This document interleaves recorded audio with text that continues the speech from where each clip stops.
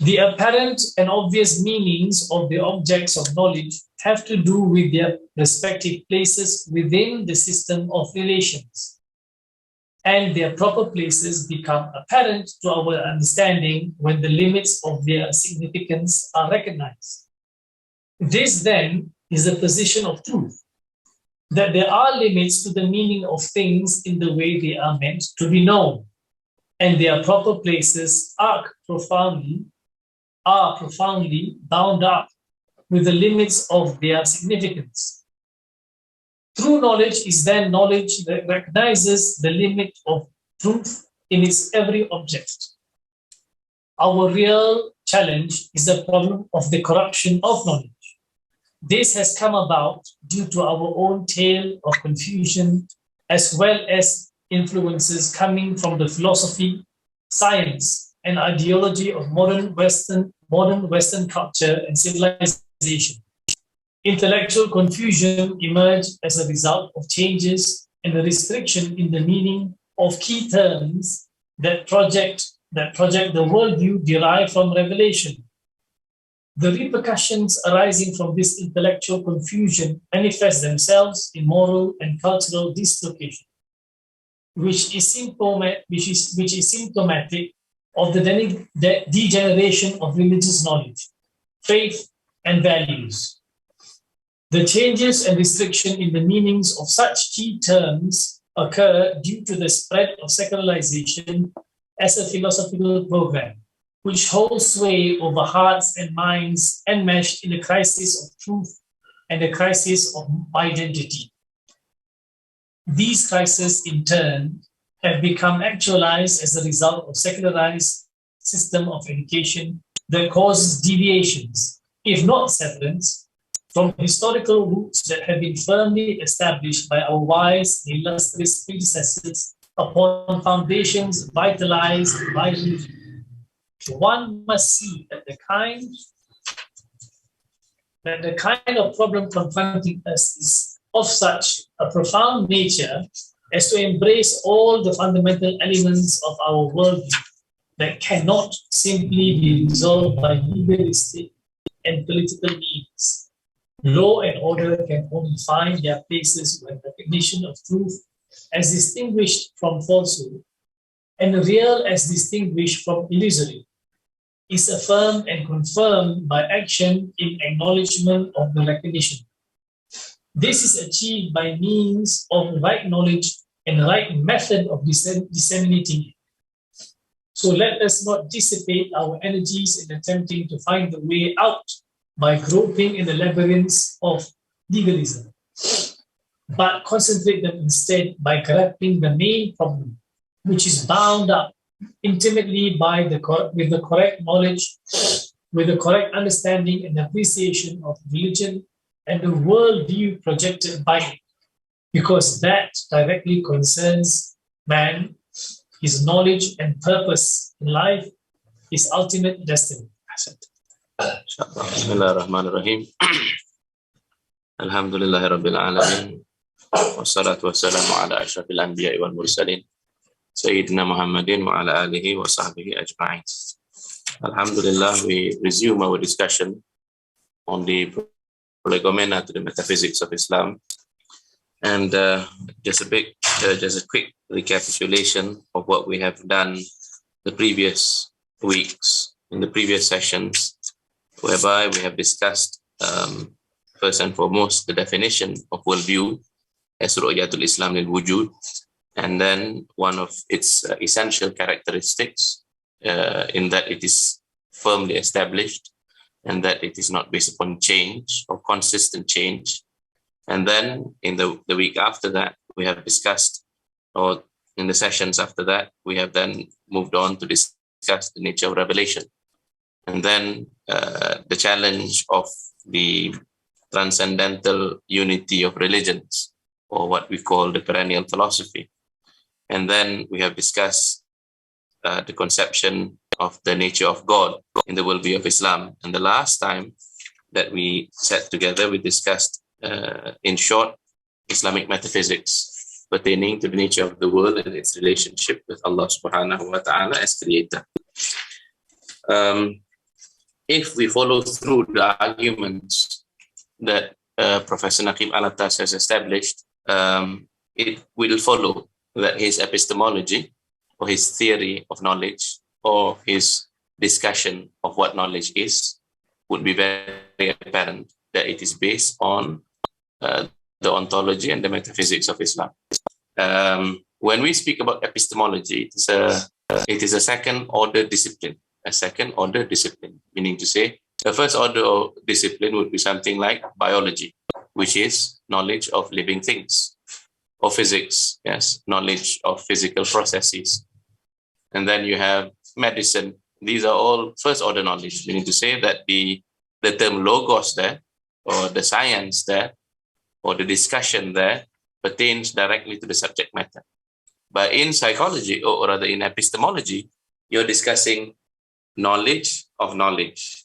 Yes, this is where man and another discipline of similar nature is psychology. Yes, it is the knower trying to know himself. Yes, knower trying to know himself. And this one is where knowledge, the subject matter of knowledge is what knowledge is, epistemology. Of course, the Greeks were perhaps, as evident in the trace of the language, at least within the European civilization, we can tell that epistemology began with the Greeks. Epistemology, yes. And why was it important for the Greeks, this epistemology? Because for them, they had a crisis of knowledge. And crisis of knowledge, in the plural, is attendant upon changes within a single worldview, as well as the meeting of two different worldviews. Because when you have different worldviews conflicting with each other, then either one of them must be true. Because, well, if both of them are true, then they must be the same.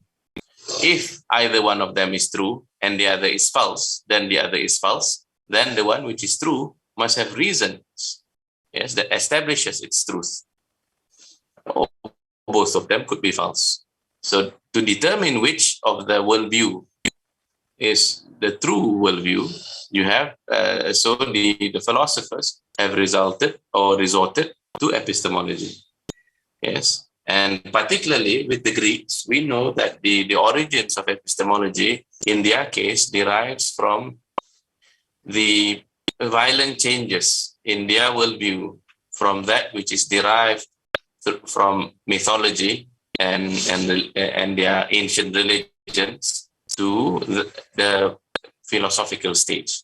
And in their histories of thought, we know that the Western scholars have determined that this change or this shift of worldview from the religious to the philosophical is seen somewhere around 3 to 4 centuries BC. And it began with the Ionians. It began with the philosophers from the islands of Ionia, including Thales of Miletus, Anaximenes, Anaximander. These were amongst the earliest philosophers. Why did the philosophers started to think about the nature of reality and truth? This was because the religious worldview, the mythological worldview, the belief in the pantheon of the gods, and the poets as the spokesperson of the gods, well, there were doubts already, because there were internal contradictions that cannot be resolved. And part of the biggest internal contradiction was the moral contradiction.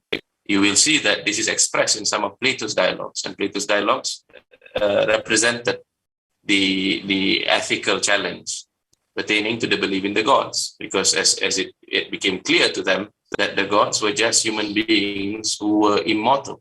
Yes. Now they have this in recent times in modern cinema, from modern comics, they have this group of the Marvel universe and this notion of the Eternals. Yes, this is basically an idea that is ancient. Yes, the notion of the immortals in the Greek philosophy were gods who were merely stronger and who couldn't die. But in terms of morality, they were not paragons of experience, paragons of examples. It was very clear in the writings of Homer and the others who wrote about their gods, that they were morally problematic. So it behooves someone like Socrates to ask, is good something that the gods commanded, or did the gods command something because it is good?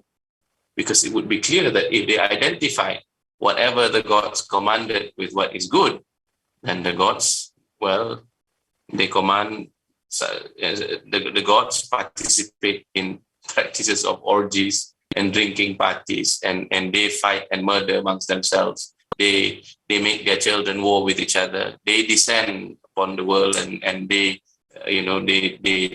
run away with women and so on. So therefore, these internal problems, and also Socrates, the mouthpiece of Plato in some of the dialogue, including Euthyphro, asked, what if the gods disagree amongst themselves? What if one commands one and the other commands the others? So what is piety?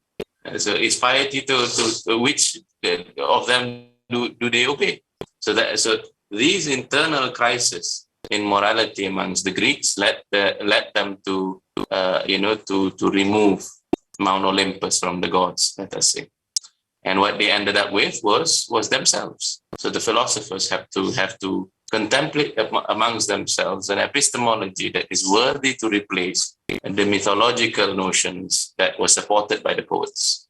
So therefore, they had to have a theory. They had to have a theory of what sort of statements, would be acceptable as truth, and what would be false. So after centuries of the development of the Greek philosophical tradition, you have therefore some dominant schools. Plato thought that for objects of knowledge to be properly objects of knowledge, they cannot be the result of sense experience. Yes, because sense experience, we experience something which is consistently changing. So Plato was affected by the Parmenidean and Heraclitean divide, as we discussed the last time. Yes, Parmenides affirmed that change is merely subjective, psychological. In truth, it's an illusion.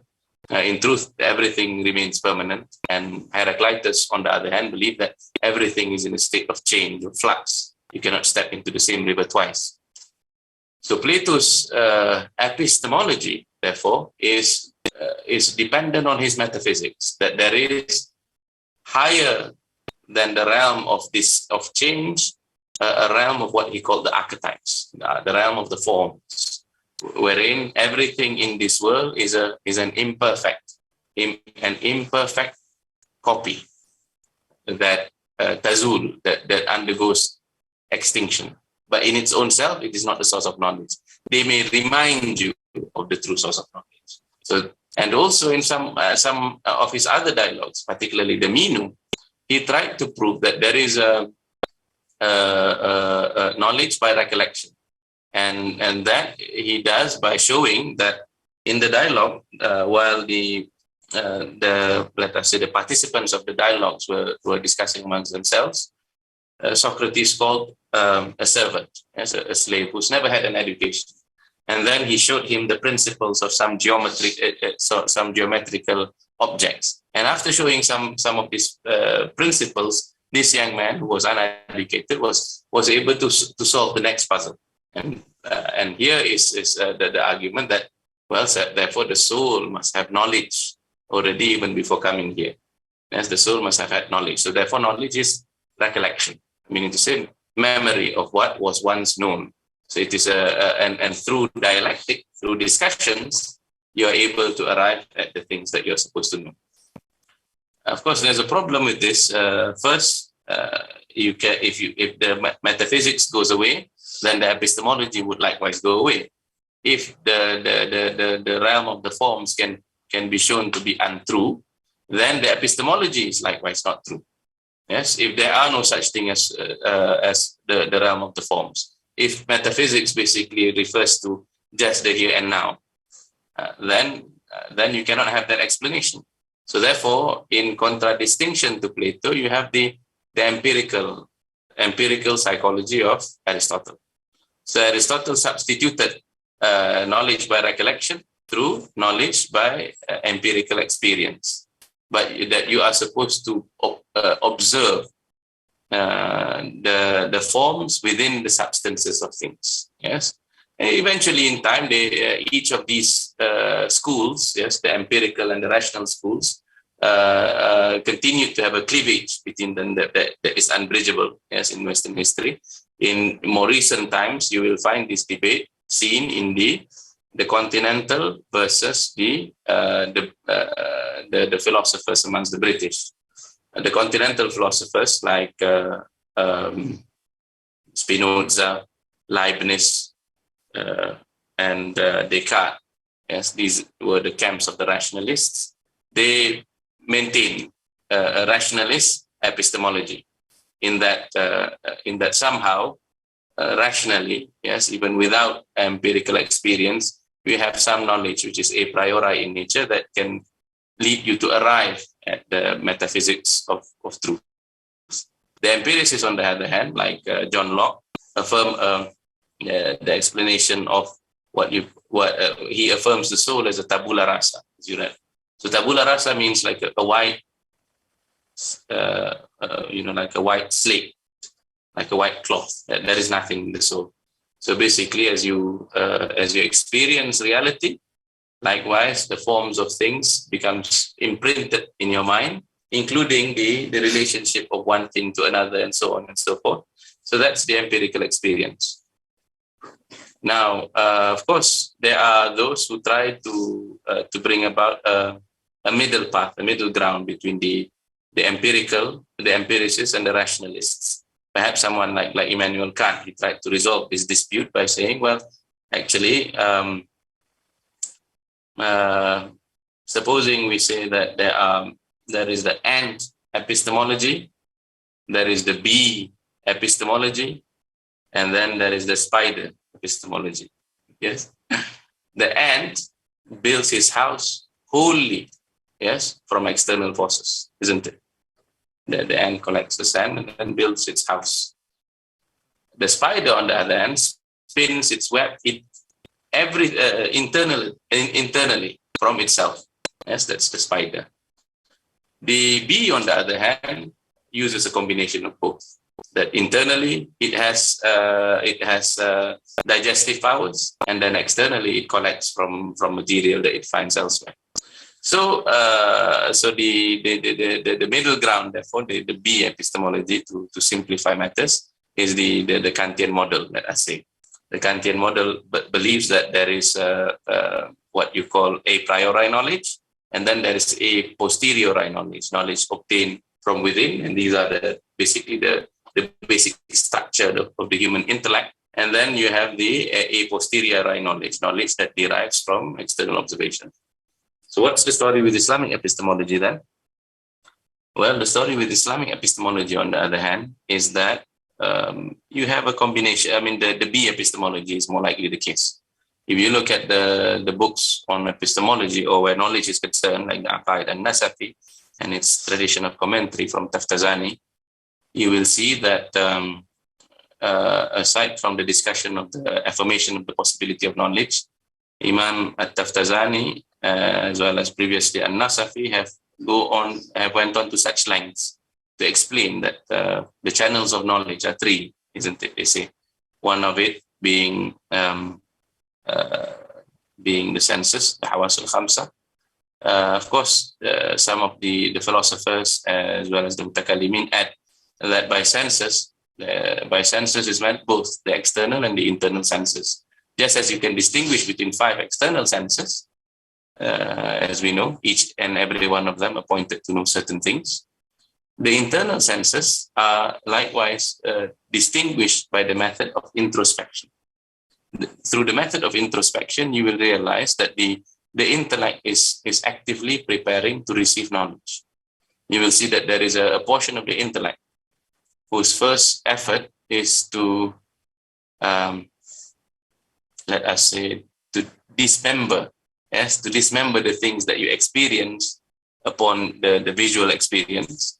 That there are things that you see and touch and feel and taste at the same time, and the thing that you see also, that which enters into your vision, becomes reproduced like that. That's called the common sense. Yes, not in the modern notion of the common sense. That's what you call the his al-mushtarak.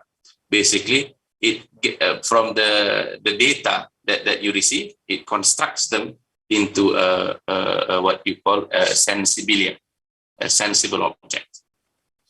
Now, there is then the process of, after it becoming a sensible object, there is a process of stripping it.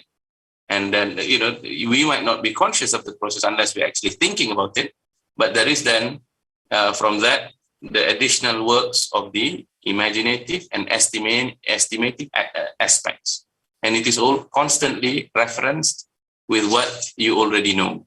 Yes. And of course, in modern psychology, these discussions become ever more complex and elaborate, because now you start recognizing that, even the relations in cognitive science between the internal process, yes, that your consciousness is involved in, and the brain, or rather the aspects of the brain in which this activity takes place.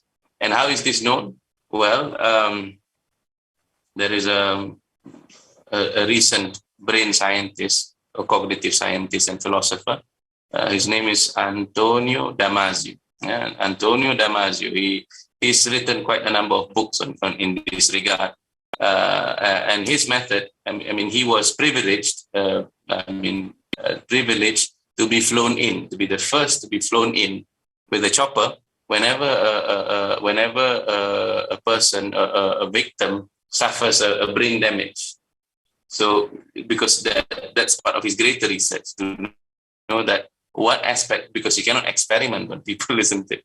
So therefore that's the closest that he can get, to see if this aspect of the brain or this part of the brain is damaged, then what of the functions is disappeared. And he's recorded some very interesting cases. In one case, a person loses the ability to recognize faces. Yes, meaning to say that he loses the ability to recognize a face instantly, because it is as if he loses the record of faces that he has had. So he could see you and then see you after a few minutes and not have recognition. And then there are other very interesting cases that he's recorded. Well, we do not dispute the physical aspect of cognition. We can say that consciousness or cognition involves both external as well as internal aspect. Yes, we can say that the reality of the soul is spiritual, but it has localized functions in the body. Well, Hassan. So his mushtarak, yes, as we said, the internal senses. So that's the common sense, and we have discussed the estimative and the imaginative sense, yes, the khayal and waham. The estimative function, we know that the estimate, as we said just now, that's how we know that we can say that such and such a person has a resemblance with another person, and this person resembles another person more than the other. So before they created these apps, yes, the human mind, well, these apps were made because the human mind have already an inkling as to what's going on, yes. And as we know, certain minds are more attuned to these things, like they are better at drawing because they perceive, yes, a greater spectrum of colors that they can draw. For us, we experience, well, at least for me personally, although in experience every face is different, but when I draw it, everyone looks the same. Yes, but how is it that some individuals are, because Allah Subhanahu wa Taala gives them that? So that's that, the estimative and the imaginative function. And then you can see that clearly that it is not limited to just that. There is also the process of storing whatever that you perceive for future use. This is called the productive imagination. Yes, the productive imagination. The productive imagination, or the memory aspect. Yes, the memory stores it in a very unique manner, because the senses are combined, yes, with the internal senses in an intricate and intimate manner, such that that now memory studies reveal to us things that the nose might be, or rather the sense of smell might be underestimated, but it is one of the strongest, let us say, factor to convert a memory from short-term memory into long-term memories. Yes, that's why we can smell something and that would remind us of our childhood, of a particular event, and so on and so forth. And always it is like that. Yes, from the sense of hearing, sight, everything, all these things, they all have a function in remembrance and so on. So that's memory. And then there is the productive imagination. So once a memory is stored, and we wonder how is it that our memories function, because as we store it, it is stored as sensibilia. But once it is stored in our consciousness, it becomes intelligibilia. Yes, because why? It becomes stripped of all the accidental properties that is sensible, and it becomes meaning. Yes, it becomes meaning. When we say it becomes meaning, it is to say that, well, when you meet a person who is a teacher, yes, or a person who is a child, or rather a child and her father comes, yes, within your experience. How is it that you perceive the relation of parentage, yes, or being a child to someone, friendship, all these things? Now, these are the what you perceive is sensibilia, a man and a young girl, but the intelligible aspect of that is the friendship. And then your mind can form much more complex things. You will perceive intimacy, enmity, power. All of these things are intelligibilia in essence. So Allah subhanahu wa ta'ala has created. So that's why Professor Abbas is saying that the soul is not a tabula rasa. Because clearly, yes, it is preparing itself ever to receive knowledge. And then you have, so productive imagination is already amazing, that you could recall a memory as you experience it. So there's a CCTV function, let us say, you recall a certain event as it was. But the real creative imagination in the human psyche is what you call the reproductive imagination, or rather the creative imagination. It is not just to recall a particular event, but it is the process of stripping it until you reach abstractions, and to such an extent that you can join between the different intelligibles into new conceptions.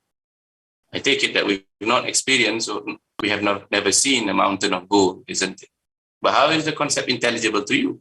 Well, because you have a concept of a mountain, and you have a concept of gold, and you can combine this into mountains of gold. And this is the stuff of mythologies. Yes, until today, perhaps they still teach children in some parts of the world that what is at the end of the rainbow is a pot of gold. Yes, now that's a purely intellectual construct, but it's intelligible, isn't it? Fairies are intelligible. So many things are intelligible. Without us saying whether or not they exist, they are at least intelligible. They possess at least, as we say, an intelligible existence or an imaginal existence. Do they exist? Well, we cannot say that they exist in the external world, but they exist in the realm of the mind, something like that. So is knowledge, thus far, we have only arrived at the conclusion that knowledge is subjective. Yes? From productive imagination, reproduction, memory, and so on and so forth. How do you arrive further than that knowledge is also objective in nature, that knowledge is not entirely the product of the human mind? That somehow you're saying something true about the external world, that you're not just speaking about the contents of your mind.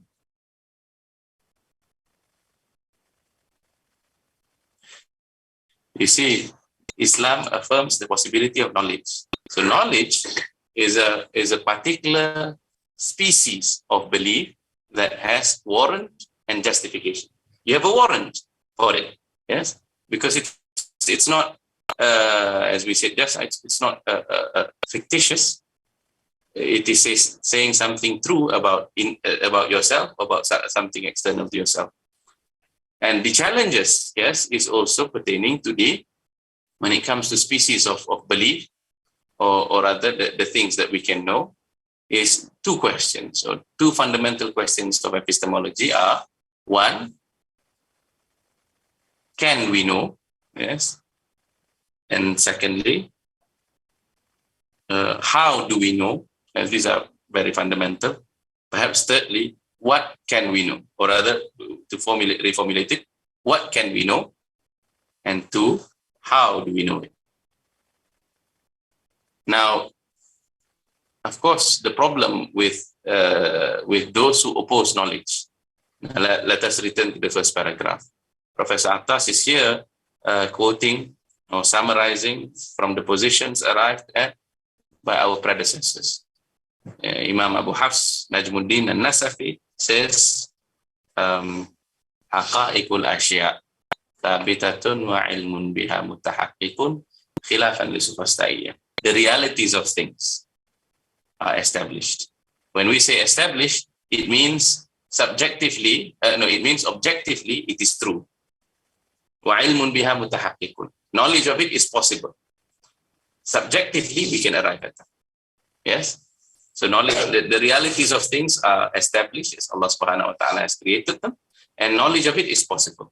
So in this very terse statement, subhanallah, yes, subhanallah, our predecessors have, in fact, the beginning of that statement is qala ahlul haq. Yes, the people of realities. Qala ahlul haq, haqa'iqul asya' thabitatun wa ilmun biha mutahaqqikun khilafan li sufasta'iyah. Why is it important that we mention the qala ahlul haq? We say that those who say that the realities of things are established and knowledge of it is possible are those who have obtained the knowledge of things. Yes, so we do not merely say that it's possible to arrive at the knowledge of something. We say that there are people who have arrived at that. So, khilafan li sufasta'iyah, in contradistinction to the claims of the sophists. What are the sophists saying? Yes, the sufasta'iyah are here mentioned as the skeptics, the agnostics, and the subjectivists. Yes, Islam has never accepted, nor has ever been affected by ethical and epistemological relativism. So ethical and epistemological relativism. Remember just our discussion of the external and the internal senses have arrived at the subjective aspect of knowledge. But we say that the subjective aspect is equally objective. Meaning to say that what we arrive at, once we arrive at the truth of something, is in fact a statement about that particular intelligible or sensible concept. It is not just something that you experience but have no bearing on external reality. On the other hand, the sophists, who are they? Well, Imam At-Taftazani divides them into three groups. They are the La Adriya, the skeptics, those who claim that I don't know, and since I don't know, everyone else is in the same position as myself. No one knows. Then you have the relativists. They say, well, in fact, if you claim to know something, that is knowledge only relative to yourself. You don't really know, because I may have a different opinion pertaining to that matter, or rather, I have a different truth pertaining to that matter. And since every one of us is possible, it is possible that every one of us spoke truthfully about a particular matter. Therefore, there is no truth about the particular matter independently of our own valuations. Some of them, in order to complicate matters, they say, well, there is no truth external to no one's.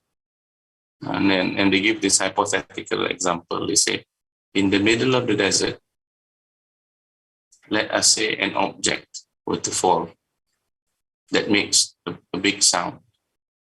Does it make a big sound? If there was no one there to hear it? How do you know?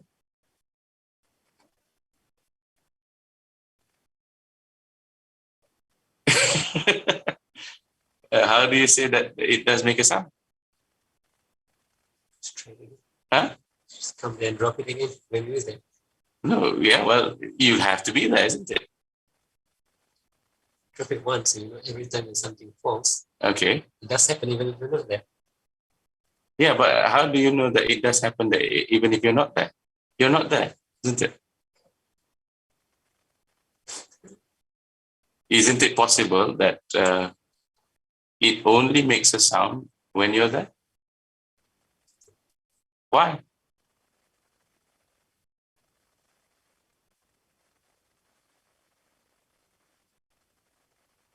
Well, what's the... So far you say, well, every time it falls, it makes a sound. Yes, it makes us, but it does not exclude the possibility. Does it exclude the possibility that it only makes a sound if there's people to hear it?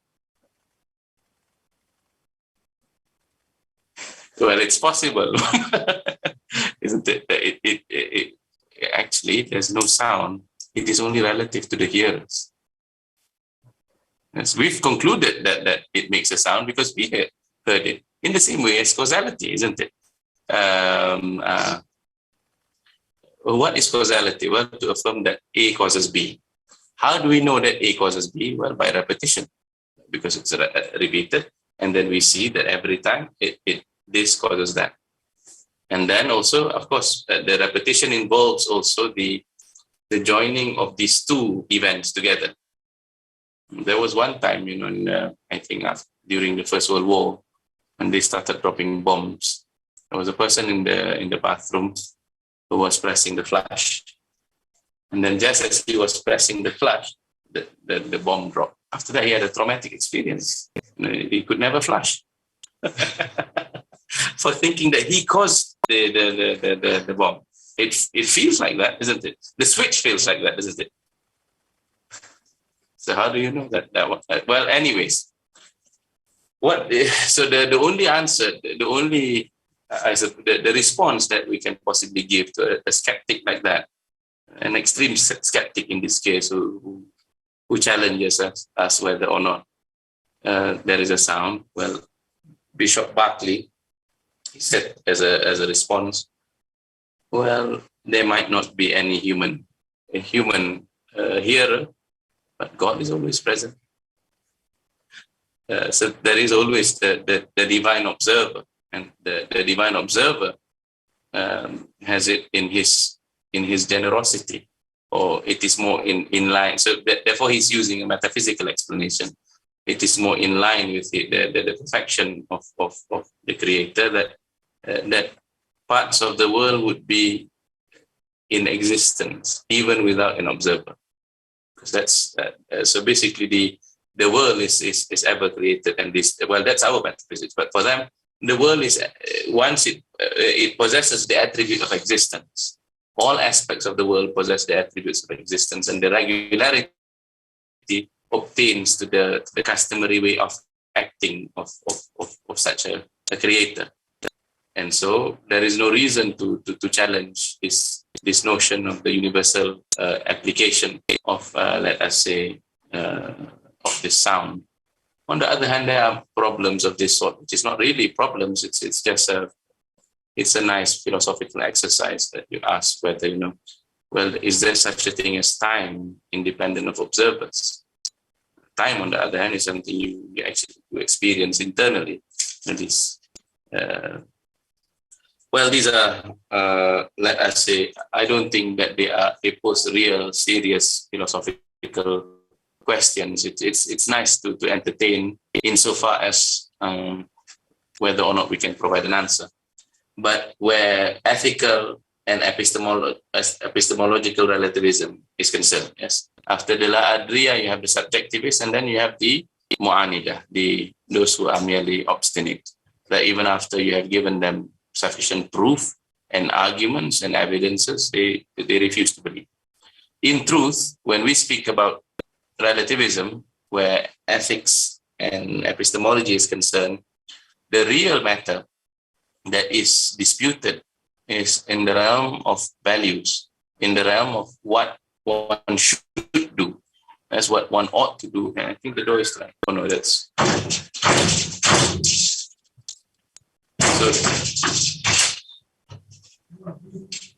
So the real question is, is there such thing as right and wrong?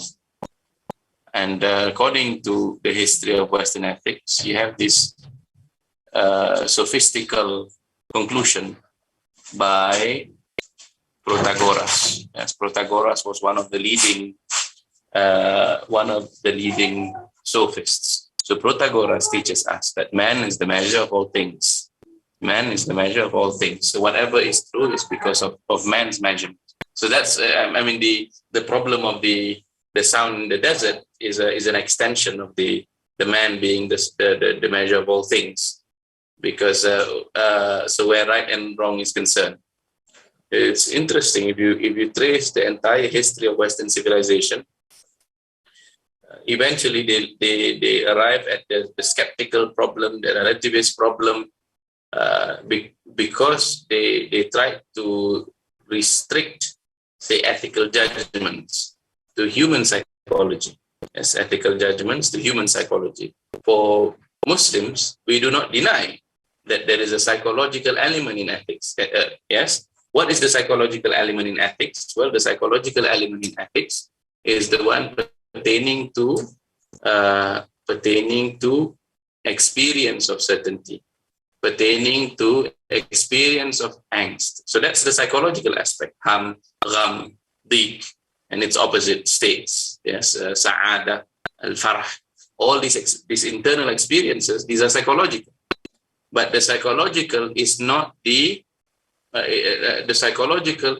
exhaustive explanation of ethical judgments, because the ethical judgments for us derives from divine command theory, or divine. The explanation is pertaining to the divine command, and when we say psychological, it is not restricted to a particular individual, but rather to all mankind for all eternity, because that's the basic makeup of human beings. So that is a psychological consequence of ethical actions, meaning to say that, well, a person can suffer say spiritual death as a result of consistent ma'asiyah. A person can experience purification with worship. All these things are empirical, meaning they can experience it. But at the same time, there is also the metaphysical judgment from Allah subhanahu wa ta'ala, because the truth of these actions will be validated in the Yawmul Qiyamah, yes, in the day of resurrection. And further, we also say that they are not the doings of individuals, but rather it is not entirely the property of the human mind. So ethical judgments, metaphysical judgments likewise. So one of the problems where ethics is concerned is the absence of a scientific method of verification of whether or not an ethical statement is true. Supposing we are making a claim about the external world where physical objects are concerned. You can ask, well, is there or is there not a stick in the middle of the road? Well, there is an empirical test that you walk through. If you fall down, there is a stick. If there isn't, then you won't, like that. Where ethics is concerned, there is nothing like that in the external world, let us say. But rather, in Islam, we say that while in the external world it cannot be proven, but internally you can show, meaning the psychological element. But the ultimate consequence will be known when the Yawmul Akhir. Yes, so therefore, we have not suffered this problem of agnosticism. We have not suffered of this problem of ethical relativism. The problem of ethical relativism has now only been exasperated with the coming of modernity and then post-modernity. Because for them, they have rejected the experience of religion. From their experience with Christianity, they have forfeited their confidence in that religious tradition. And when you forfeit confidence in a religious tradition as major as Christianity for the West, yes, because that was the uniting cultural experience, they suffer now, or since the past few centuries, since the rise of utilitarianism and Marxism and several of other ethical choices, they suffer this problem whereby it would appear that what is right and what is wrong is dependent on each individual. And further on, when they develop the method of cross-cultural anthropology, the problem of relativism merely becomes worse. Yes, and especially because now there is also, in addition to the problem of cross-cultural relativism, there is the problem of the trust. Yes, a problem of trust pertaining to the reporters. In the early 20th century, in the early 20th century and the late 19th century was the beginnings of the problems of relativism with regards to ethics. Nietzsche and Freud advanced a psychological ethics. Yes, a psychological ethics in the sense that what is right and what is wrong pertains to the individual. So for Nietzsche, he advanced a program of transvaluation of all values, meaning to say that you have to reevaluate all values, whatever values that supports the building of Superman and the Overman, say individual creative artists, they deserve, or rather whatever supports the rise of the will to power, that is ethically sound. And that's a very dangerous philosophical program. Like on the other hand, Freud has this notion of the actualized id, or rather the actualized ego. And of course, he turned civilization on its head. Yes, with Sigmund Freud's Civilization and its discontents, with his writings on sexuality, Freud had this notion that that you must liberate the libidinal aspects of man, yes, in order for a person to actually experience actualization. Now that's terrible, isn't it? And he traces it on his theories of sexual development.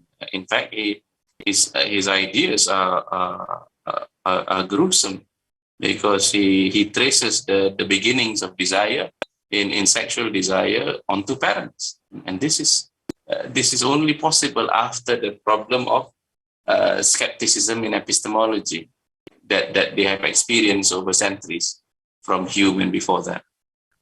And then of course you have Marx, who explains that ethical judgments are merely a function of your relations to the means of production.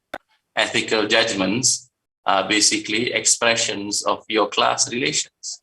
Yes, the ethical judgment of the proletariat, those who do not have, are not the same as the bourgeoisie, those who possess. Yes, and this would continue amongst the neo-Marxists with Foucault in the 20th century. So they have theories of power and justice, on that path. Now, finally, the problem of ethical relativism and let us say relativism, agnosticism, and subjectivism leads to the problem becomes worsened with postmodernity, because now you have the notion of, with postmodernity, you have the notion of the dictatorship of relativism, that any individual person can claim, yes, that what would support his experience of happiness is a particular way of life.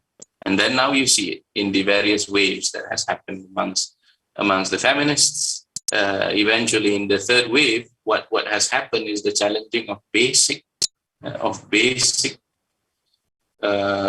we wouldn't say constructs, we would say of basic fitrah of humankind. They refer it to as constructs. They refer it as social constructs.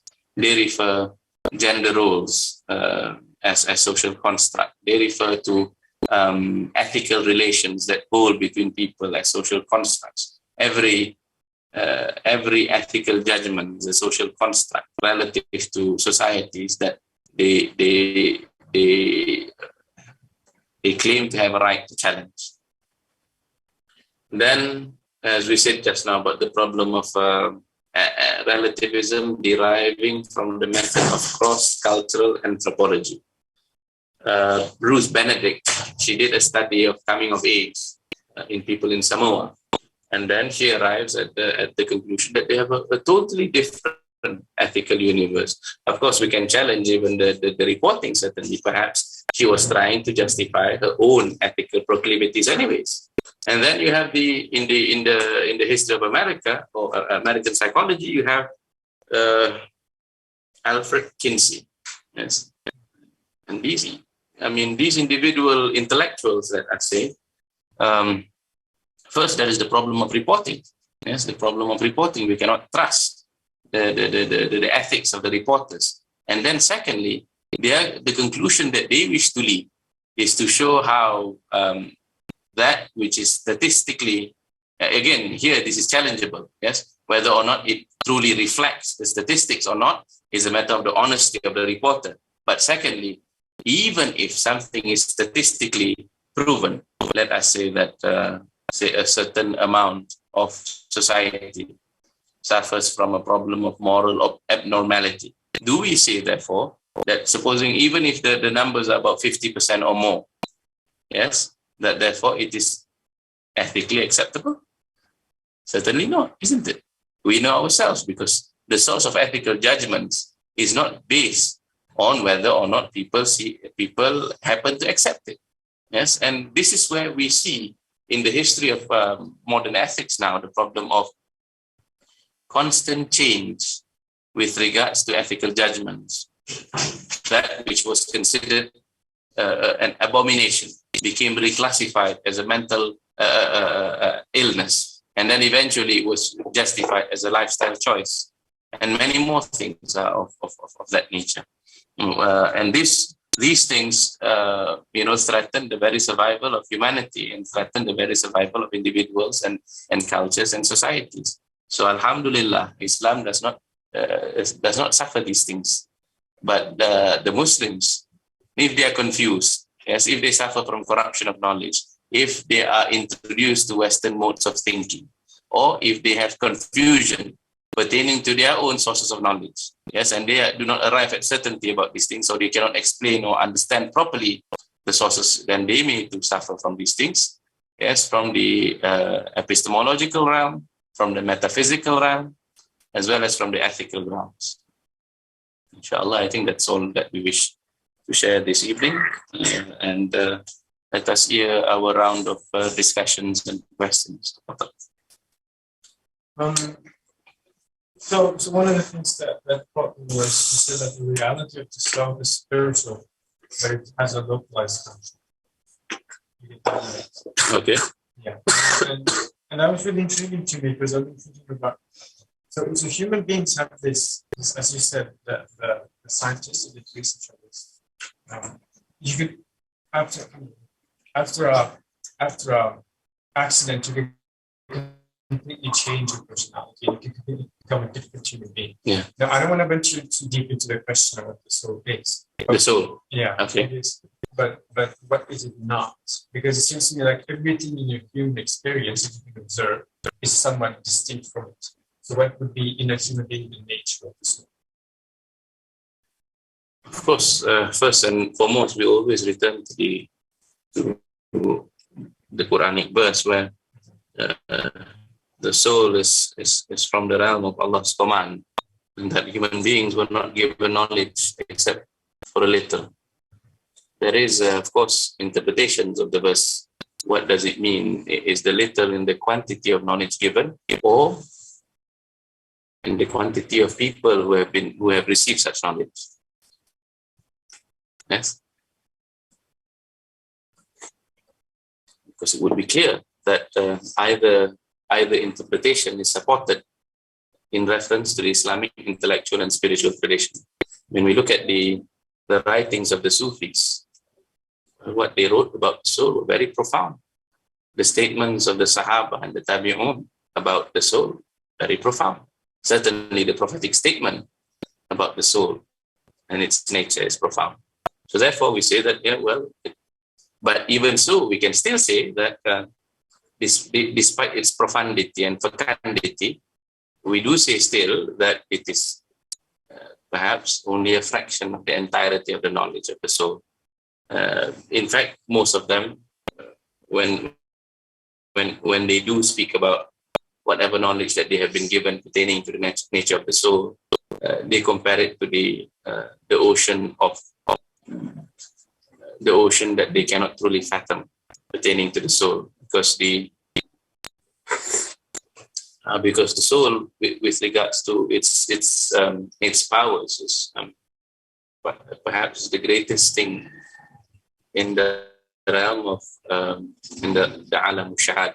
Yes, the alam shahad, because the soul can carry an amana that the heavens and the earth and the mountains will not be able to support, and the soul can carry, and this amana is of a spiritual nature, like, and the soul will be questioned on the day of judgment. Then the soul, compared to the other things in this world, appear to be indestructible due to Allah subhanahu wa ta'ala's gifting the soul of such powers.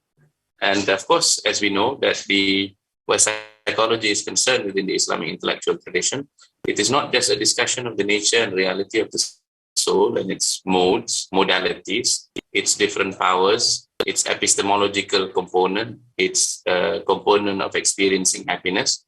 But there is also a discussion of the nature of the relationship between the soul and the body. And then there is a discussion likewise pertaining to potentiality and actuality in the powers of the soul. All these things are taken into consideration.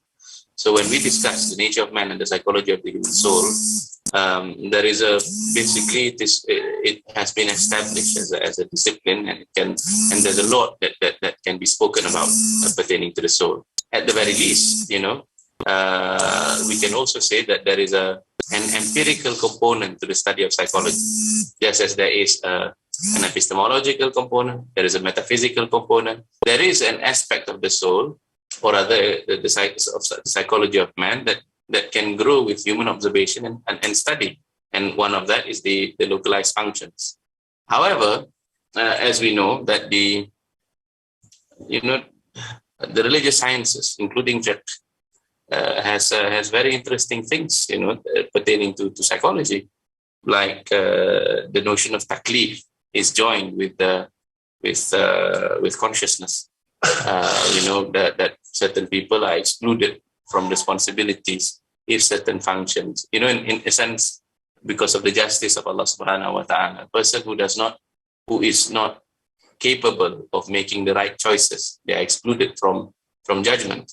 Or, if a person were to suffer senility, or to suffer, let us say, extreme memory loss and changes in extreme personality, these things have a bearing upon the person's responsibility, likewise. So these are, first and foremost, I suppose, for us who wish to study further about Islamic psychology, is to reacquire what the tradition has developed pertaining to the science, and then at the same time to develop it along the paths where you can do justice in the various let us say, in the various components, that what is properly empirical should be left to empirical determination. Or on the other hand, what is psychological pertaining to states of happiness, that is philosophical in nature, or that derives from revelation. So this would lead to the development of a proper science in that sense.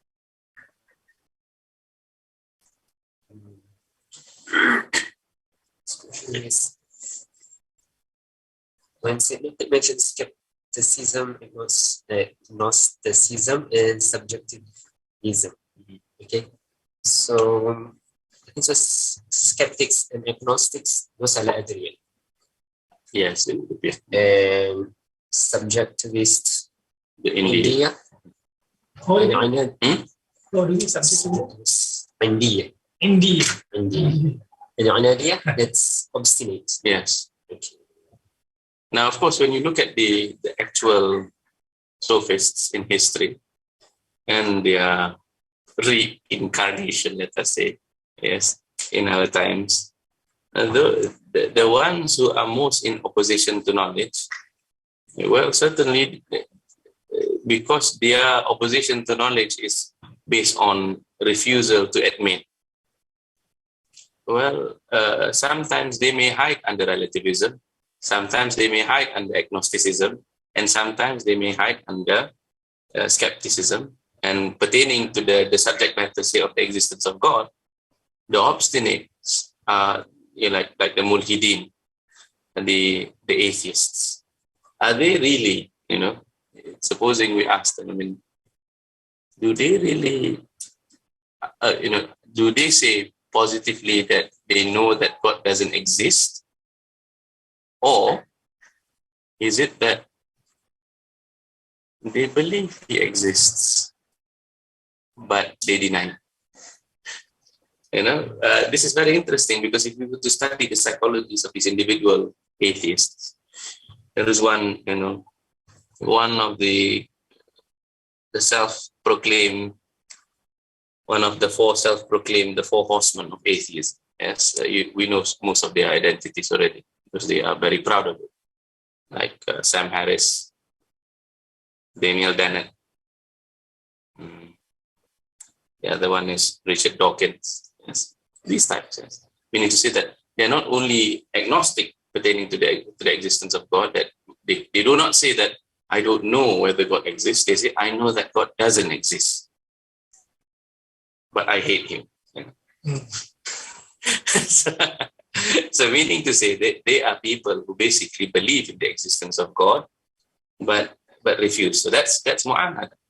But how do you give a label to them? You cannot say that they are skeptics, because they have no right to be skeptical in this case. They know they are not relativists, because they don't say that, well, I don't believe in him, but you may believe in him. Yes. Nor are they agnostic. Yes? So they're not agnostic, they're not skeptical. So there is another trait. Yes. So I think the Muslims got it properly. They just stubborn. That basically your refusal to believe is an effective decision. Meaning to say it is a decision that you made to live your life as if God doesn't exist, or rather to live in anger. I remember, I had one of my lecturers, he used to write a poem called, he is a self-professed atheist, but he writes a poem called, "Oh God, who has a Russian soul." Because according to him, the Russian novelists, they revel in the description of sufferings. They're a bit extreme on that regard. Some of the Russian novelists, like Dostoevsky, in Dostoevsky's Brothers Karamazov, there is a chapter where one brother who believes in the existence of God, and his brother who does not believe, who's an atheist. And this one who does not believe in the existence of God, he makes it a point to collect stories or reports of heinous human actions. Yes, heinous human actions. And these heinous human actions are his proofs that God couldn't have existed or does not exist, because, well, if God exists and he is all good and merciful, why doesn't he intervene in these extreme cases? And they are truly extreme cases. Until today, there are such extreme cases. What do we say of such individuals? So we know, in truth, yes, they make us believe that they try to make us believe that the argument from evil is a metaphysical argument. In truth, it is an ethical argument. They say that, well, God is defined as the omnibenevolent and omnipotent creator, that he is all-powerful and all-kind and merciful and loving. Yes? Of course, by extension, there is omniscience and omnipresence, perhaps, yes. But the primary qualities of God is power and kindness. So if you are powerful and kind, then the third premise is that there is evil. Yes, so there is evil. So if there is evil, either you are unable to stop it, in which case omnipotence is challenged, so you wouldn't be God, or you're able to stop, but you wouldn't. So that means to say you're not omnibenevolent. So since these things are contradictory pertaining to the belief in God, because God has to be omnibenevolent, has to be omnipotent, therefore there is no God in truth. Of course, our response or rather the theistic response has been in history to build theodicies, to build the explanations of why God might allow suffering. As these are basically theodicies, since the time of our own scholars, as well as then the later Western Christian scholars, they have tried to explain these things. Imam Al-Ghazali has, subhanAllah, our scholars are even more profound in their response to these things, especially if you read the Iqtisad to the I'tiqad with regards to the af'al of Allah subhanahu wa ta'ala. Because one of the sources, one of the principles of our aqidah includes the belief in Allah subhanahu wa ta'ala's absolute freedom. Yes, that what is jaiz pertaining to God is the creation of the world.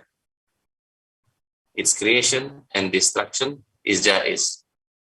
And then, since that he is free to create or not create the entire world, he is also likewise free for every individual creation to create or not create, to create and give suffering or not, and so on and so forth. Yes, with no lack of perfection on his regard. No lack of perfection on his regard, because he does not owe us anything. Yes, he does not owe us anything. Existence is already a gift, like that.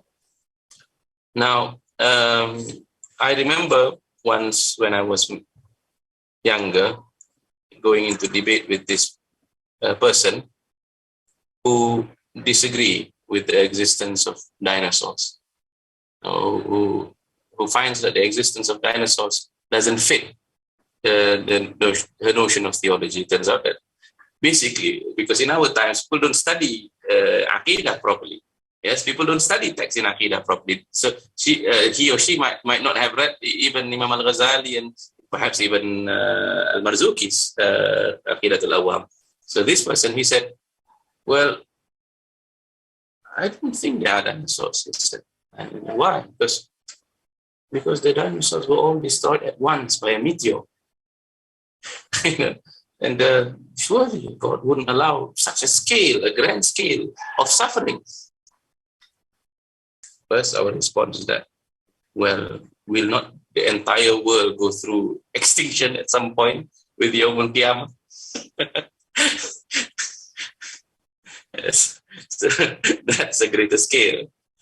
Then the other thing is, would you say that an individual dinosaur is more beloved and dear to God than a prophet, than a human being? We say certainly no. Well, then what's the difference if you remove 1 million of them at one time, or one at a time, because the existence. Now this is where the importance of thinking clearly. In ontologically, there are no such thing as forests, isn't it? What is a forest? A forest is a collection of trees. What there are is individual trees, and so basically the destruction of the species of trees is not experienced by an individual tree. So basically there is no additional suffering on an individual dinosaur when the entirety of the dinosaurs are wiped out. Yes?